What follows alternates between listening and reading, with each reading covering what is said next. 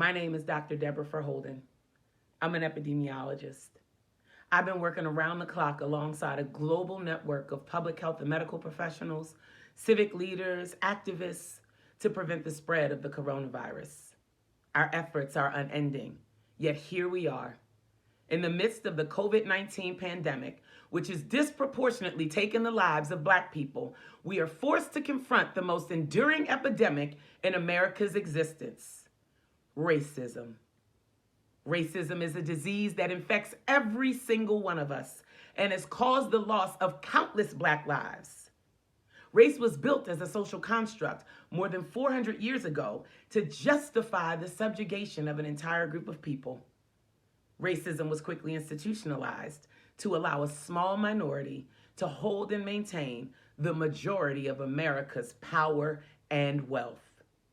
Income inequality continues to grow in America, and 1% of the country holds nearly a third of the nation's wealth. And those in power want to keep that power, even at the expense of human life and fair opportunity for all people. The senseless killing of George Floyd is just one recent example of the violence enacted on Black people by the very people charged to protect and serve us. My father, Gregory Jonathan Furr Sr., was a Washington, D.C. police officer. He died in 1989 at the age of 37. He practiced and he taught me the values of respect and human decency. He treated all people as people, and he did his job with great pride and respect for others. He took the pledge to serve as a sacred oath.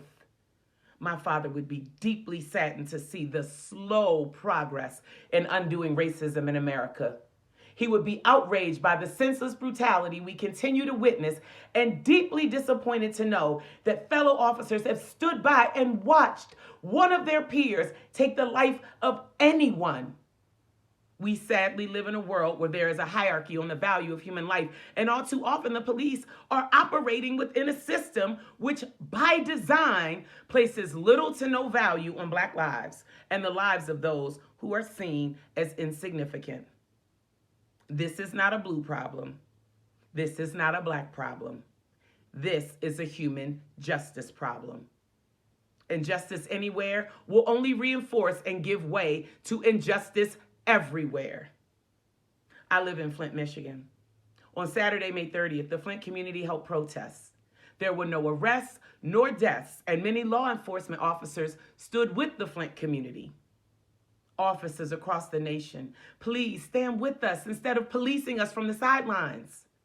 Brothers and sisters of all races who've been standing with us, please keep standing.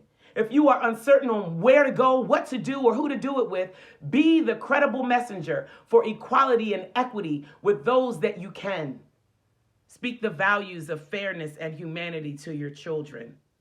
Help them make sense of the world we live in so that our children and our children's children can inherit and usher in a better, more equitable society. If you see something, say something or do something. But know that as a non-Black person, you will have more credibility and voice with a racist neighbor or coworker than I ever will. See, my very existence is a problem for many people, and the audacity that I would use the little bit of influence I have to promote justice upsets many people. But I know that I'm not alone. As those of us who seek justice for all those who have died for reasons that are inhumane and unjust, please stand with us.